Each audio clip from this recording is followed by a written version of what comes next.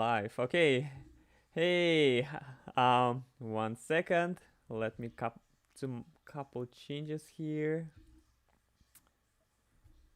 Just resizing window height. Okay. And we are almost ready.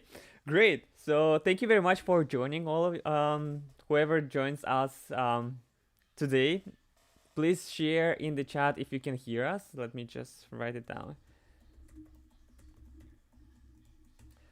And please join our FigJam file because that will be the main place where we are going to collaborate. Let me just add it into to the YouTube live, and I will pin this comment. If someone will ask what's the link for the FigJam board, please share with them in the chat if someone will join later.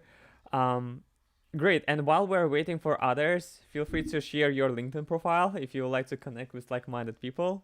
I can see that some more people are joining, and you can also use the photo booth if you would like to share a photo of yourself.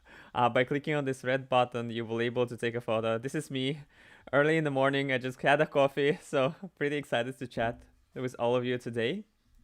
Let's give a couple more minutes for people who are joining. It will be great to see if anyone. Yeah. Hi, yeah, it's really hard to pronounce some of the names here on within the FigJam. Yes. Okay. Let's quickly go through the how FigJam works. And the way how we can make this session more collaborative, you can add stamps and emotes, where by clicking on E button, you can add stamps. So that's the way how we can make those sessions more collaborative, feeling that we are all in the same room. So if you want something, if you have any questions, feel free to add sticky notes. If you would like to react, please do that as well. But my favorite thing is the high fives. So if you will activate the hand tool and you will move your cursor really, really fast. Yay, we can we have our first high fives. We can give high fives to each other. Great, I can see that people are joining. Let's give a couple more minutes. I'll just check if someone shared their LinkedIn profile or wanted to connect with others.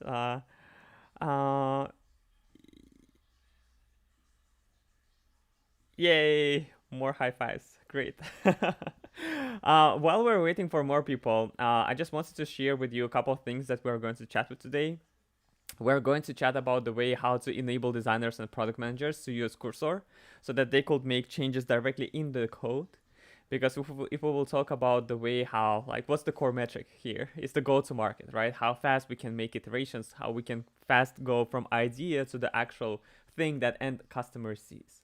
And there are so many tools, but the fastest way from my perspective, and I guess from Diana and Ivan's perspective as well, is to use Cursor, is to allow all the team members have access to the code base so that they can make changes in the code by using Cursor. And today we're going to chat about the ways how to enable that, how to make it easier for there's so many high fives.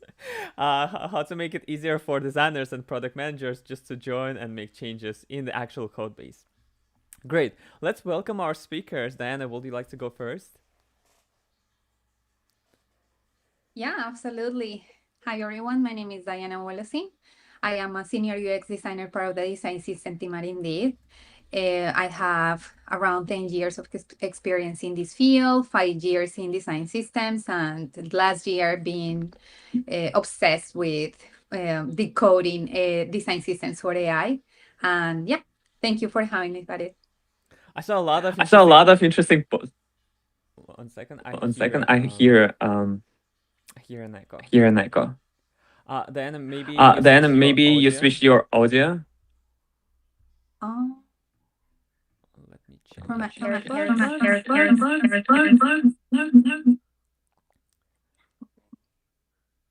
Okay, let me go. Yeah. Yeah. 1, 2, 3. 1, 2, 3, 1, 2, 3. I can still I can hear. still hear. Ivan, Ivan, I feel I like feel like that's yours. Okay, give me 1 second. Let me grab Yeah. some earphones. Yes. If you could wear the headphones, that would be great. That's the way how we can separate the different audio channels. While we're waiting, let me check here. Oh, so Dasha. Hi, Dasha. Thank you for adding sticky notes. Let's give a couple more seconds to our speakers. Diana, can 1, 2, 3, 1, 2, 3. Great. Great. 1, 2, Did 3. you 1, guys 2, hear 3. me? I can still hear my echo, but not anymore. Okay, yeah, I feel like it works. Perfect. Okay. Great. Where were Let's we? start all over. Diana, would you like to All introduce right. yourself? Yeah, absolutely. Hi, everyone. Diana Wallace in here. I am a senior UX designer, part of the design system team at Indeed. I had 10 years of experience in this field, 5 years of experience in design systems, and the last year I have been obsessed with AI and decoding design systems to machine readable. Farid, thank you for having me. Love it. And I'm a fan of your LinkedIn posts as well. You are sharing a lot of interesting ideas there. How to make Cursor and like do use all the AI web coding tools as well. So thank you for doing that. Thank you. Ivan, would you like to go next? Yeah, for sure. Thanks so much, Free, for having me. My name is Ivan. I'm a design eng at Persona. We help companies build identity verification software. And I recently joined as part of our design technology team, but I've been previously working on design systems for the past 4 or so years, doing a lot in kind of AI enablement and helping designers, engineers, and non-technical folks get features into our code base. So yeah, super excited to be here. Love it, love it. And thank you for sharing. I just added your LinkedIn profile. Let me know if you would like to add other links as well here, so people could connect with you. And my name is Farid. I'm going to host the session today. I'm really excited because this is the topic that people are looking for. Everyone is trying to think about the ways how we can enable designers and product managers to work in the code. We will share some resources as well. If you would like to join other events as well, the next session will be around building features, so feel free to join. The goal for the session is to think about how to enable designers and product managers to use Cursor. As I shared in the beginning, the core metric is the iteration speed, go to market. So how can we speed up the idea to the actual thing that end user sees, right? So, and usually we had these long phases of discovery, analysis, research, design, engineering. But now with all these AI tools, these things could be more streamlined. So we are going to talk about the way how designers and product managers can actually make changes in the code, making this loop much more faster and making their loop much more faster. We will have 4 series. Today we are going to talk about activation and onboarding and how to make sure that designers and product managers can start using things. The second session will be related on building, prototyping. The third session will be around quality, how to make sure that if designers and product managers will start making changes to the code, they will not break the app. And the last one is the collaboration, how to make sure that designers and product managers can just share links or screenshots so that others will able to see what's going on and make a quick adjustments if needed. Great. So feel free to ask any questions by just adding sticky notes and maybe adding even comments on the YouTube live or asking questions here. So I would like to quickly ask the community, people who are joined us. There are like 3 main questions that we would love to hear answers from you. The first one is, and the way how you can answer is by clicking on strongly disagree or strongly agree. The first question is, designers and product managers in our organization can confidently join our code repository and begin contributing with minimal friction. I can see that more people are voting. Like, it will be really hard. Yeah. Great, I can see that people are voting. Let's move to the next one. Designers and product managers in our organization can confidently join our code. 1 second. Okay, I duplicated the same question, sorry. Let me move that one here. Yes, okay, I forgot to update the questions. Sorry for that. Let me just pull up my ChatGPT. And yeah, I'll just add the second question that I really want to hear. The second one is designers and product managers feel safe experimenting with Cursor on real code without fear of breaking something or slowing down engineering. Great. Yeah. I can see that some people voted as strongly disagree, and I guess that's the reason why they joined this session today. So we are going to chat about it. So Ivan, would you like to kick things off and give your perspective on how to make designers and product managers be able to join the code within the Cursor? Do you have some interesting practices? Maybe like what kind of like main challenges you see that people are having when they just start doing these things?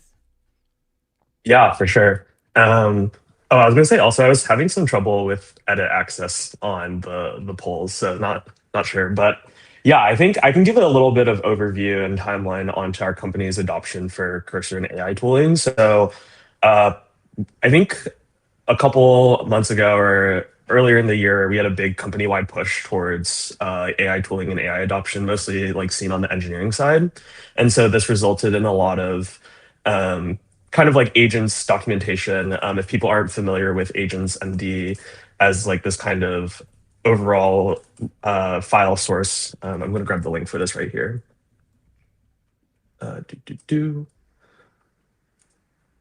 Like, okay, yeah. So Agents MD is kind of this sort of interoperated way of being able to interact with various LM agents and software that people can use. And so our company decided to go down this pathway, write a lot of these documents, which are essentially high-level READMEs for how Gemini, Claude, Cursor, which uses kind of all of the various large language models, to be able to have a sort of like cohesive way to write all of these. And so once we had a lot of this infrastructure set up on the engineering side, especially in our main repository, we work out of a monorepo that kind of supports all of our front-end backend support. We have a Rails stack with a React front end. This actually was able to get more of the folks who are on the design and PM side to get on top of it. So we had someone, another coworker, Joseph, on our design system, what we call our platform experience team, host our kind of like onboarding that we created this documentation around how to get started with Cursor, how to get started with GitHub, all these kinds of things that designers may like have some access to or have some familiarity with, and kind of create this like shared language of how to think around creating and branching. And so we spent down, had this kind of like 1 hour office hour block of getting everyone on Cursor. We ran into a lot of access and permissions issues, which is probably, I feel like if you work at a larger enterprise, you kind of have that experience of like, oh, like you're running into permissions issues. It's like, you're probably not provisioning, like engineering resources and support to designers. So we had like a little snafu there. And then once from there, everyone was able to get on Cursor. We kind of were just like, okay, like we on the design technology team had created a backlog of issues that, were sort of like design paper cuts of, hey, like we here are things where it's like the buttons are misaligned, or like we have some like padding issues, or these kinds of things where I think like as a designer, when you're going through the product and you kind of like see all these small things, you're like, oh, like this bothers me a little bit. But it kind of feels, it's one of those things that like feels hard to go to engineering and be like, hey, like I know you're working on this really big feature, but like can you fix the button alignment? It's the kind of thing that you wish you could go in. And so we were just like, hey, like go take these tasks, like see what happens. And most of the designers were able to get through some of this. We also have Codex set up as another AI tool that allows us to support. And so all of this, we're able to be like, hey, kind of like play around with some things, see what you like, figure out exactly what you want to do. And then from there, I think like once we were starting to run into more issues, we as a team set up AI office hours. So I think the importance is actually that like is like very, very hard, I think, to get fully automated custom support. Like you will need some help on the engineering side. And so we hosted office hours for half an hour every week that was like, hey, are you running into issues? Can we help you debug things? And I think most people came in for like setup questions or like GitHub PR questions or like Git branching questions, but being able to provide enough infrastructure where if people feel stuck, they don't really like I think if people feel stuck, they feel like they don't want to adopt the product, but having that kind of support to say like, hey, like here's some really like safe spaces to be able to like, I don't really know what's going on, like, and then we can help you with that. Love it. Love it. This is great. And thank you very much. Like you shared a lot of things here, and I feel like the some of the highlights here is that the timeline is companies started to like pushing the AI, right? And the first thing that the team started focusing on is to start creating those agents.md files, making sure that people can like replicate some of the things if they are interested in refactoring or maybe building new features or maybe doing some testing. For every, I guess, workflow step, you have agents.md. I've tried agents.md, but I'm still a fan of Cursor rules, and I'll tell why, and will be great to discuss that as well. Then it's a great thing, enablement activity to have onboarding resources for all the new hires in the ways how you are using as the company, the Cursor and other AI agents, and have the shared language. And I really like that as a part of the enablement, you also have this AI office hours where people can just join and ask any questions, and that's the place where you can also gather some feedback around the ways how people work. So I feel like this is like very, and thank you very much, Ivan, this is like very actionable steps that people can also follow. And yeah, and I totally agree, one of the core use cases where we can see the value is that like for these little details, it's not about adding new features that will like break the code or maybe might look very hard to implement, but just small fixes like button alignments or maybe improving some typography in other places. Designers can just make changes in the code. And speaking about the agents.md, what I like about Cursor rules, and please let me know, I'm more on the Cursor rule side, is because when you are defining that, you can actually say when exactly you would like to apply.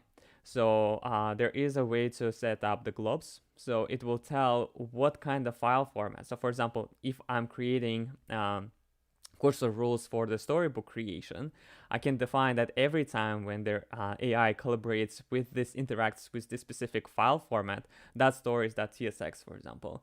Please apply those rules specifically. Is there a way within the agents.md to define like which, like, if AI works with one specific file, this is the agents.md to use?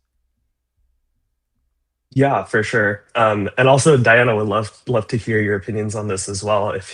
In our company case, I can drop the documentation here, which is the sort of like Cursor rules documentation, and they actually have in the docs support for agents.md. And so they're kind of, I feel like, two sides of they're sort of like they both get the same job done but in different ways. I think like specifically in the Cursor documentation, they say that agents.md is for more straightforward use cases. I think people within the company have definitely dived more in depth to Cursor rules. I think it allows you to provide very specific use cases. But for us, one of the ways that you can do this is that you can also sub-nest agents.mds into different folder structures. So kind of like to give a top level overview of how our project is structured, we have like the front end, back end, and then within the front end, we have like three folders of different components. And one of the things we say is that like every component folder structure has its own agents.md files.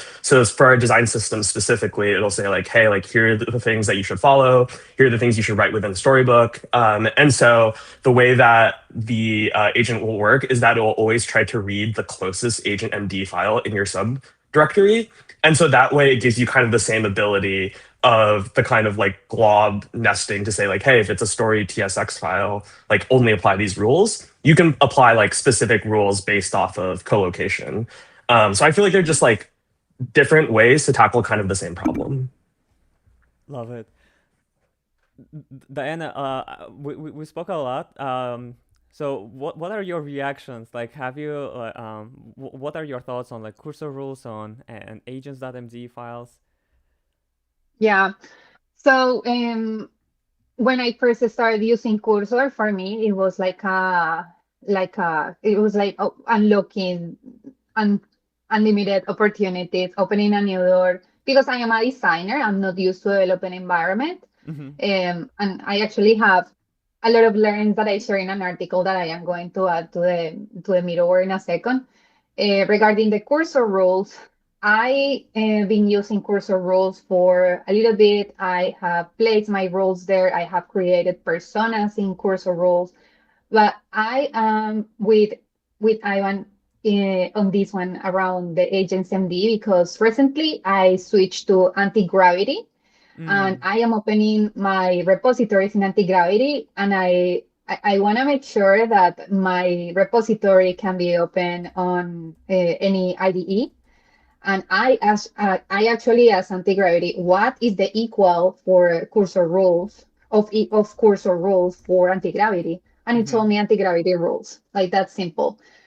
But beyond that, I think that finding a common language that AIs can easily access and understand is the best practice. So I think going with the generic agents MD is more it's like future proofing.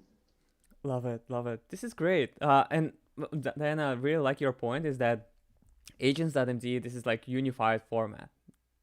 Even if you will switch the tool from cursor to something else, right, it still works. So this is like a really good insight.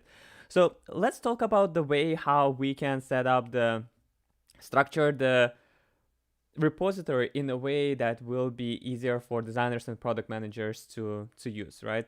I can share a couple of thoughts here. So first thing, maybe for designers and product managers, some of those terms are new. So that's why it will be great to cover that. Within every repository, we have README files. This is like markdown files where if you have any questions about the way how things are working, there's a high chance that engineers have some markdown documents where they are documenting things. And on the root folder, usually if you would like to start, if you're just like joining, just got the access to the repository, start looking for this README file within the root file where you will able to find some commands. And maybe now let's talk about that a little bit. How to make README file in a way that designers and product managers will able to understand how to use. Here's the one example where it gives some instructions for designers and product managers and the whole engineering team, where if they would like to get started with our repository, they will need to first install all the dependencies and then just have this command, npm run dev. And then they will able to open like localhost, like where it will be it will be running locally, so that they could start testing in their browser and use Cursor browser as well for that purposes, and just have everything ready for them. So that the goal here is how to make this onboarding time for designers and product managers who just got access to the repository, like as fast as possible. I've shared a couple commands here. They are very like general, and this is like applies in 80% of the cases. Ivan, do you have any thoughts on how to create a README file for designers and product managers? Maybe some interesting thoughts around what exactly they are looking for on those README files, and if they know this concept and if they are actually reading them? Yeah, no, I feel like people generally know concept of README files, and this has been expanded. Like, I definitely see this in like our Google Drive or like Notion, where they'll be like, here's the README doc, like read that first. I actually think one of the best things you can do is that you can always ask the agent to do things for you. So actually, when we did our onboarding tutorial, one of the things that we asked at the end was like, hey, ask the agent to explain the code base. And I think actually Claude from Anthropic, like when you first set it up, like that's one of the first examples they give you. And so even if you don't have a super well-written README documentation, you can actually ask whatever LLM you're using to sort of summarize and give you high-level documentation around what the code base. I know engineers who do this as well. Like engineers are generally going into a code base super unfamiliar, and they'll ask Claude to do that for them. And so it's kind of like, it's almost like the same equivalency here. And I think that especially in regards to some of the thoughts around documentation and specific commands, like I think actually it's not really exclusive to sort of like designers and PMs or like other folks. Like engineers need this as well. So all of our README documentation is like geared towards that. You have all of the onboarding set up. And so that's why I kind of think like that sort of like handheld onboarding is really important in the first step of getting everyone to the point where you can run it.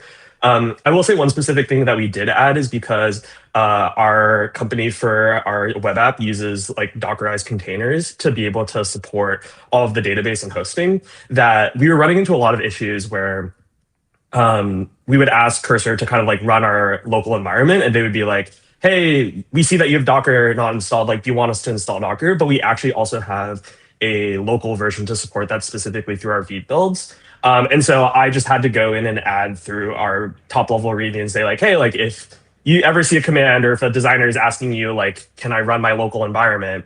They're probably asking you for the specific thing. And I guess that kind of fits similar to like the Cursor rules agents MD idea.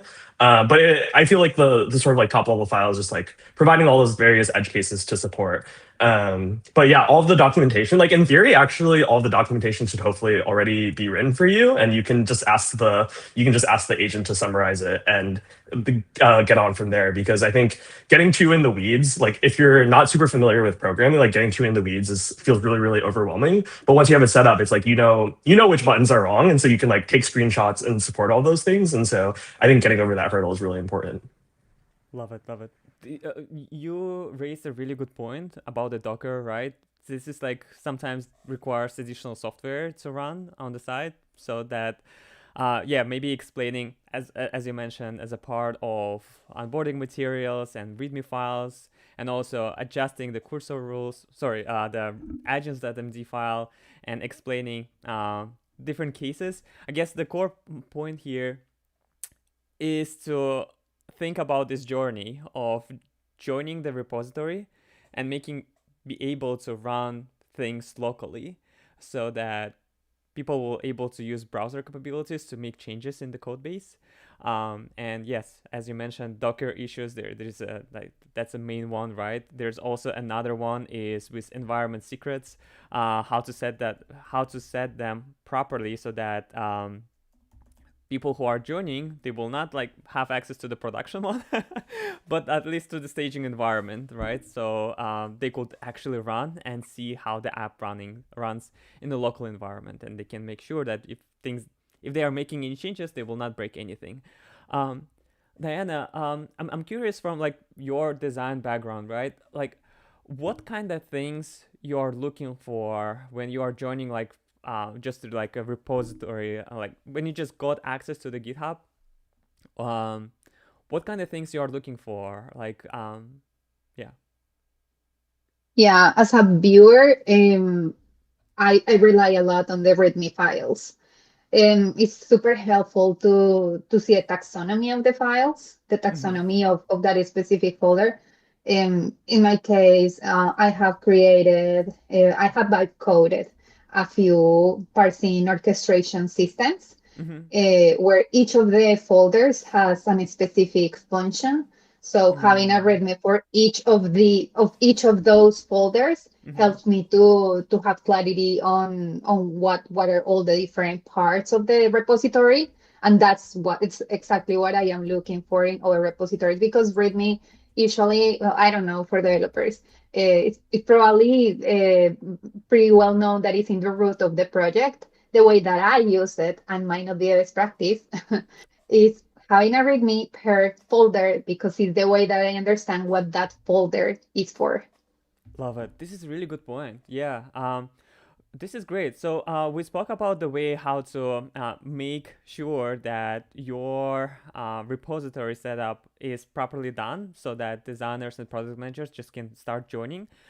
We spoke about the README files, and I captured some interesting thoughts from Diana and Ivan as well.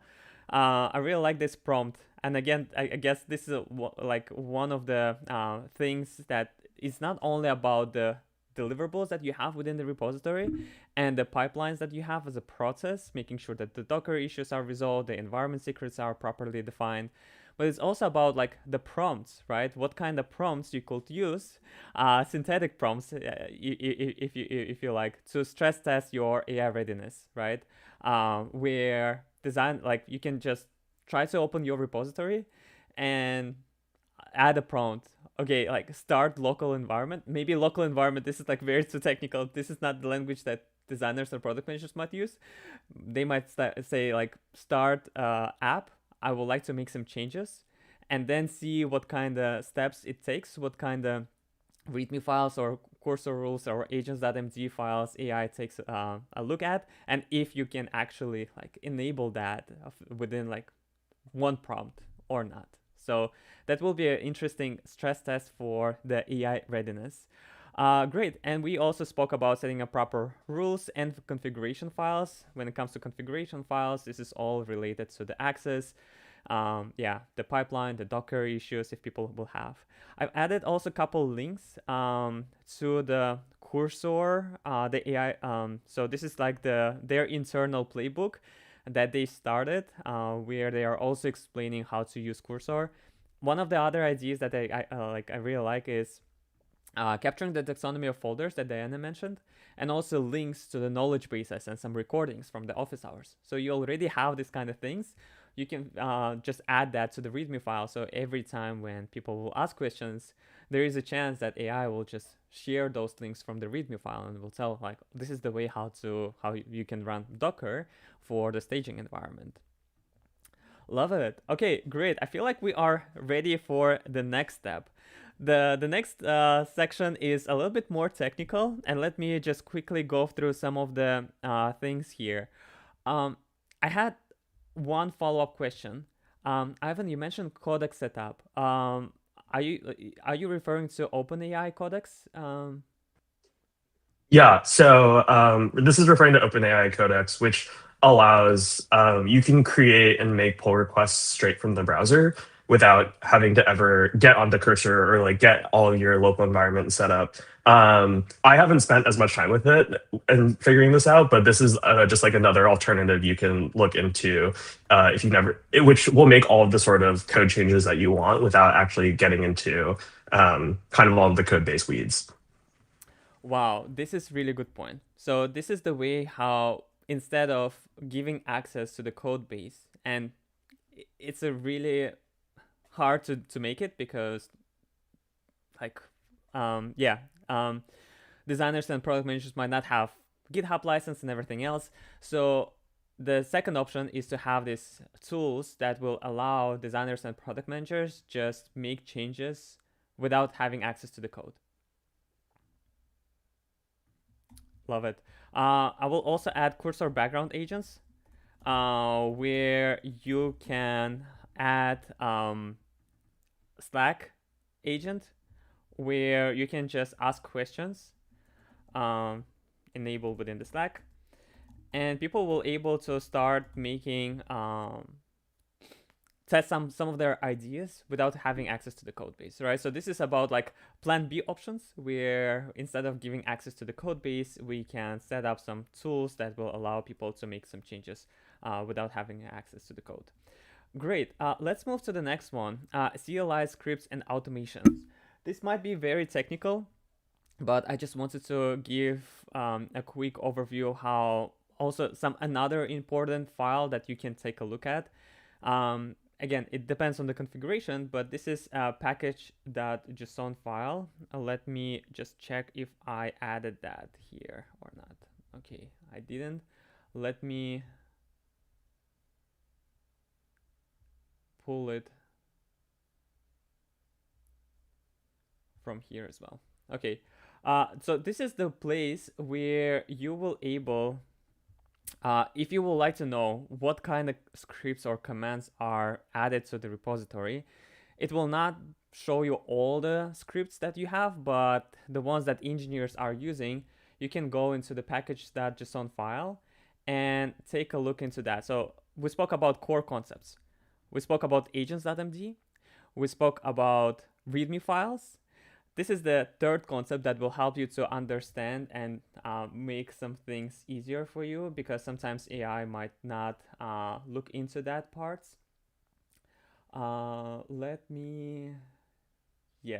So here's the example where within the package.json file, this is another one, where within the scripts section, you will be able to see what kind of commands are available within the repository that engineers set up.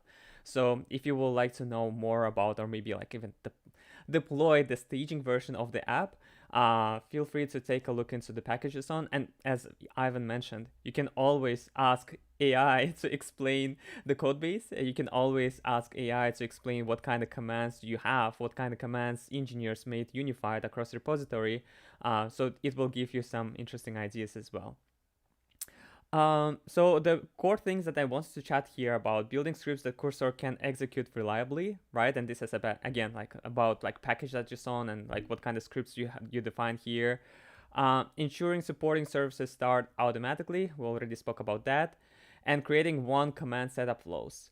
Again, in most of the cases, as I mentioned before here, as we discussed, npm install and npm run dev, this is like will cover like 60% of the cases. But again, if your configuration is different, you can ask engineers.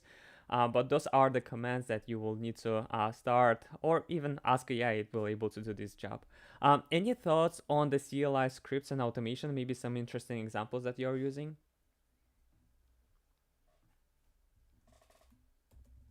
From the design standpoint, this is probably a step that I rely on the developers the most, because as designers, when we create something that works, that is pulling information, we get very excited, right? There is a part of this step that is testing our design system mindset as designers, which is maintenance and governance. We want to make sure that the information is dynamic. We want to make sure that it updates. And this is a piece of the process that connects with probably a repository that developers already own. So in my personal experience, I always defer this step for the developers to connect with whatever I created, just because I am very cautious making any change in the repository that is owned by the engineering and is already in production. So yeah, I'm just saying this because sometimes as designers, we get very excited with the outputs, with the dashboard that is pulling information, but we don't realize that behind the scenes, the information is being hard-coded and it's not dynamic. Mm-hmm. Love it, love it. Yeah, this is true. This is great. So yeah, maybe some interesting examples that might spark some ideas from the people who are listening as well, is designers might appreciate the way how they can run Storybook themselves within the local environment and make changes, right? If you don't have, you can ask your engineers and DevOps to set up these commands, but just by running npm run Storybook, you don't need access to the code. Like, you don't need access to all these environments. Like, Storybook is locally running, so yeah, or Yarn.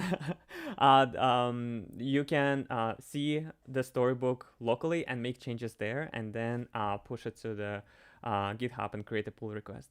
Some other examples that designers or product managers might be interested in testing, not sure if they will, but if you would like to run end-to-end playwright tests, seeing if the app works, or see specific test case results, you can run. You can set it up like that as well. One of the interesting things is, another one is to set up a local environment where you will have local version of your AI, and just by having another client that you will run those AI requests, you can actually set up like another command to check the AI logs that you are receiving. So if you would like to troubleshoot and maybe fix some prompts or understand why specific tool calls within the AI are not working, you can use that as well. And this is another commands that you can set up is, for example, if you are working on emails design, you can set up a command like npm run mail that will just open up the local environment with all the emails, and there are different libraries for that, like Resend, for example. They have their own React emails library. You can run that and see how different emails are looking like and make some changes there as well. Great. So we spoke about the CLI scripts. I feel like the top one is the storybook. Let's the third section that we want to chat about is the cursor rules. I know that we spoke about it already, but maybe let's dive deeper a little bit, even deeper here. What I wanted to chat about is maybe some examples of cursor rules or agents.md. Let me just share it here. While I'm preparing a couple things, Ivan, do you have any thoughts on, like, follow-up thoughts on the cursor rules, like, or maybe agents.md, like what kind of different examples of agents.md might be useful for designers and product managers? Yeah, I kind of think to plus one to Diana's point from earlier, where she was mentioning that like having README files for all the specific folders that you're looking at is super, super helpful. I think one way to also do this is that if you're a designer, like having well done storybook documentation, I think also kind of solves this. Is that we have a public storybook link that anyone can go access, and just having good documentation in general. I think all of our agents MD files were generated through some kind of automation process, either through a language model, and then we went in ourselves and tuned it. And so they all follow a really similar pattern of kind of like, here are some like top level overviews. Here are some things to like never run, especially in regards to security or permissions issues. And then it kind of also breaks down like what every folder structure looks like, where we have a couple of different products in different areas. And so it's like, here, this folder contains all the information and components that respond to these product areas. And then I think specifically for design system stuff, one of the things we always emphasize within the agent MD files is to always use design system components, tokens, icons first, and like check for those if you ever have to build them. And then like if none of those exist, then to support them using other component libraries that we have. I think that's really helpful, because one of the things, especially for designers, is always like, oh, is this using the correct component? Is this using like the correct thing that we want? And having an explicit mention of that is really, really helpful in making sure that you get consistency across the product. Love it. Yeah, I totally agree with you that having cursor rules, like this is like a couple examples. This is one of the, I forgot his name, but he shared this really interesting prompt where you can save some tokens for AI by just saying, when reporting information to me, be extremely concise and sacrifice grammar for the sake of concision. Do not create any markdown files unless I specifically ask you to do so, because sometimes I don't know why, but Claude generates a lot of markdown files within the cursor. Maybe they have very specific rules to like burn as much tokens as possible. So that's why Claude just generates a lot of that. But you can define those kind of rules. And Ivan, as you mentioned, you can, and then maybe this is like related to your point as well. You can, within the cursor rules or agents.md, you can define the core rules for your repository. Is for UI development, always use Carbon design system for UI components. For component-specific style adjustments, use related SCSS files. You can also set up explain the API, the data logic, the type definitions, and other things. So this is like the main rule that is very concise that can be used. Maybe another example here is, I really like this one because like for designers and product managers, it might be a very interesting one. Mostly for designers, is the rules on the design tokens. This is the place where you, if you're using Carbon or Shadcyan or anything else, you can explain what kind of, like how to use design tokens when it comes to UI development. So as you can see here, it explains what kind of things to not to use and how to define CSS variables so that the colors and like spacings and everything will be covered here. And also some values as well. Contextual layer CSS variables, where what's the CSS variable and what's the value of it. Like you can see the spacing variables here and see how those kind of things can be applied in your repository. So that might be helpful. Another one is for performance and refactoring, but this is mostly for engineers. Maybe this one might be more interesting, is the storybook. When you as a designer tries to create a storybook for a component, you can also define those kind of cursor rules or agents.md for the storybook. So it will give most important things that you want to capture. And also, if you have specific plugins that you are trying to use, and make sure that it will also set up configurations for those plugins as well, or add-ons on the storybook, you can define that. So Diana, like from your perspective, what are the important rules or agents.md that are important for designers and product managers? Rules is my favorite part of an idea. From my experience, I have experimented with adding 3 sections to rules: persona, rules, and parameters. I'm gonna add here that I created for adding a persona for a project that I am working on. So in my rules document in my MD, I have this section, and I'm telling Cursor how I want it to behave. So I'm telling you, our principal AI architect design system, you're gonna help me with this, you're gonna help me with that. Then I have the rules sections where, very similar to that prompt that you read, I have never create additional MDs, never override. If you are going to delete something, you gotta let me know first. You have to flag it.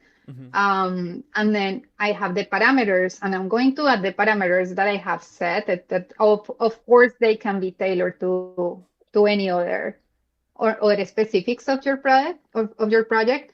But this was super helpful for me, adding this piece of information to the rules, because I was also facing the issue of Cursor creating random MDs every time that I asked for a task, and not only MDs but also the scripts. So I wanted to set some parameters to keep the repository as clean as possible. And this was really helpful. These parameters at the end were a way for the persona to review the answer before giving me the answer in the context window.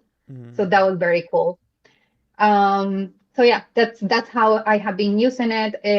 I am very self-taught. I have all what I have been applying is what I have learned through these weeks, this last month and a half that I have been working with Cursor and presently with Antigravity so much.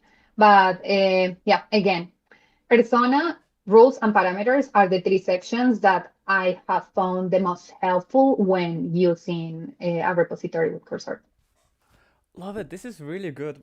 This is really great insights, right? So when engineers, and sorry if the engineers are listening to us here, when engineers start working on things, they think about the architecture, like the technical details, right? But when we as designers start creating, so we start with like the persona-based design, right? Where we think about the end user and what kind of challenges they have, what kind of pain points, what's their journey, and what kind of experience will be best fitted for their specific task, right?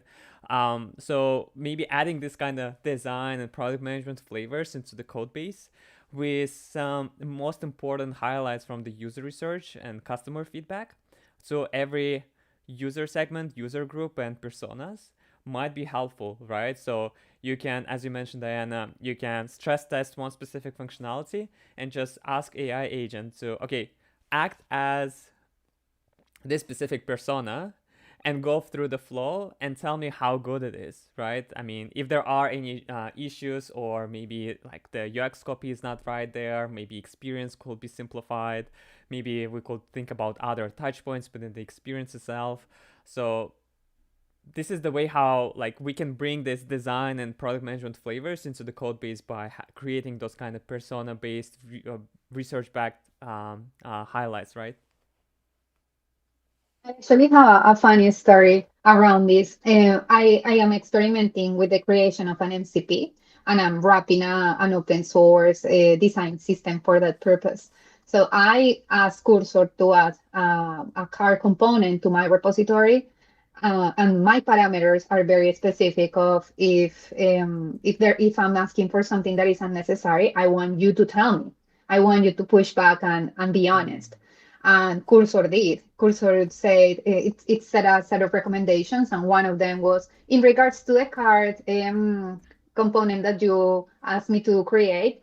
I am not going to do that because we already have a primitive called surface, and card is a form or surface. So we're just going to keep primitive for now. And I was like, wow, this is the type of feedback I am looking for. That was amazing. Love it. Yeah, this is really great. Maybe this is a really good use case, right? Where AI could push back engineers and designers and product managers when it comes to design system components. So Ivan, do you have any thoughts on that? Like how to enable that, like through agents.md or something else? Yeah, it's so funny because oh, sorry, go for it. No, please go ahead, please go. Oh yeah, I was just gonna say very quickly. I feel like it's really funny because all of the things that you're thinking about or like talking about in regards to how AI works, it's sort of almost like if the code base and like a lot of the infrastructure is set up well, then it sort of already works. I think to the point earlier about like automation, one of the things that we have in our like GitHub support is that when you make a PR, it deploys like a live preview branch, it deploys like a storybook instance, and so designers are able to like even see all those sorts of things. And so I think in regards to the agents MD file about all those variables, one of the things we've been experimenting at the company is like implementing and using Code Connect. And Code Connect also just recently, Figma recently launched the UI version of their Code Connect. And so you're able to hook up all of your components across that. And I think this sort of comes back to, it's like, well, I think in order to have AI use your design system and use it well, like the design system has to be very robust and like well documented and supported. But those are some of the ways where it's like, oh, for example, one issue that we have, or a couple things that we have, is that like some of our components aren't called the same things in like Figma and code. And so even engineers who work on it, we're like, oh, we're looking for this component, but we can't find it. And so like how would the AI language model also be able to find it? And so I think it's about providing that sort of like infrastructure for both people and the AI agent to work across the stack and like figure out those same things and establish that shared language. I think is really important, especially for like design systems work. Love it. Maybe another stress test here is, as Diana and Ivan, you mentioned, right?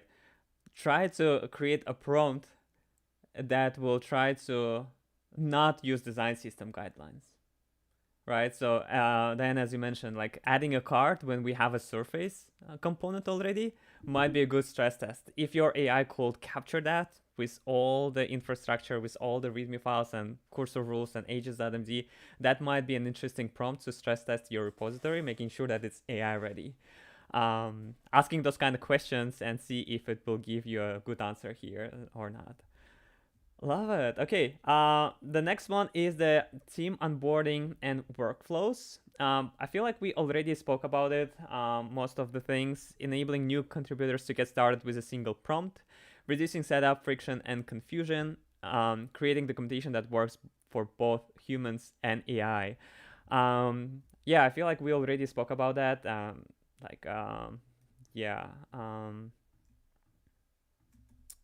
That might be a good discussion here. So when it comes to like onboarding guidelines, what is the ideal way? Like, do you envision it as more like Loom recordings of like core activities or like knowledge base documented somewhere? I know like the repository, it's like made for engineers. So some of the things that are outside of this might be just added as a link to the Loom recording or to the knowledge base where designers or product managers or marketing team could dive deeper and read more. Like have you had any like good practices on that? Some interesting learnings? Ivan, you already shared the running office hours. Yeah.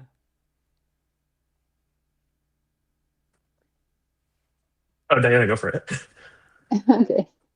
For me, what is the most useful is it's gonna sound silly, but my LinkedIn algorithm is very trained to give me information about ID tools, about articles, videos, experiments. I follow very specific people, so that's how I stay current. And also, the Medium articles are fascinating. Um, Reading through the Medium articles, I have found that the designers, I can only speak for designers are tackling the same problem of making design system achievable from different perspectives. And it's just fascinating to read that. Love it. Yeah. This is great. Great. I feel like we spoke about the team onboarding workflow, so let's not repeat ourselves here. Um, I know that we have only a couple minutes left, and I wanted to give some time for every speaker to share what are their like three core learnings that they got from the session. Yeah. Then would you like to go first and just share like three main learnings of the session that you have? The three main learnings, I would definitely want to keep exploring more that agents repository that I want to share. I think that would polish my self-thought approach to how I'm using the IDE agents. Um, a second learning, the rules that you added around how to implement the right CSS. That is pretty cool, and it is something that in our company we have been trying to approach as AI orchestration. And a third learning, and just keep learning. The third Love it. learning, just keep learning. Yeah. Love it. Ivan? Yeah, on my end, I think the first is just this sort of realization that good AI tooling and good AI making stems from just like good foundations, whether that's through like solid CI/CD on the engineering side, writing good components to begin with, or having, robust design system work and design system documentation. One of the things that we have in our agents.d file that we always ask for is like, hey, if you're we tell the agent that if they're building components to look for, sister components or like things in like nearby folders. And so it's like, if those components aren't well built to begin with, it's kind of like AI spits out what it takes in. So if you don't put good components in, you probably won't get good components out. And I think the second thing is, really interested in digging into some of the things Diana mentioned on personas and parameters. And I think especially related to that is sort of the usage of cursor rules. Just like being able to have more granular and specific applications for maybe like design usage or PM usage. And I think, the last part is just, being aware and what's out there. And there's so much to learn. And I think everyone's trying to figure out together. And so it's really about the community space. And like trying things out and not being afraid to prototype or experiment with things. Love it. This is great.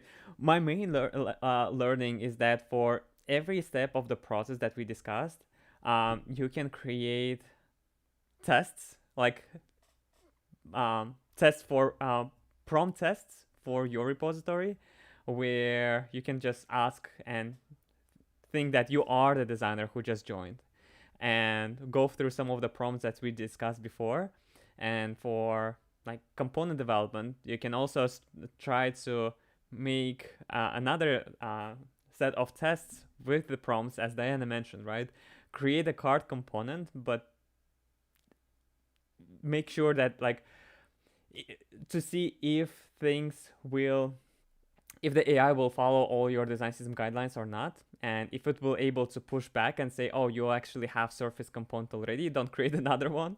That might be an interesting thing. So like creating those like testing prompts for every stage of the process to make sure that it's actually AI ready and it's actually running, and AI actually checks the right files and makes the right changes. This is like an interesting way to have this like litmus test across your the whole lifecycle process. Great. If you would like to join the community, feel free to join on the Slack. The next one will be around building features. That will be a good one where we'll talk about MCPs and other things. So thank you, Ivan and Diana, for joining. Please make sure to follow them on LinkedIn. Diana is posting a lot of things on the AI part. Ivan, thank you for sharing your link as well. I hope you will also start posting more on LinkedIn, sharing your wisdom with others. So yeah, thank you very much for joining the session. So the recording will be available. Thank you all.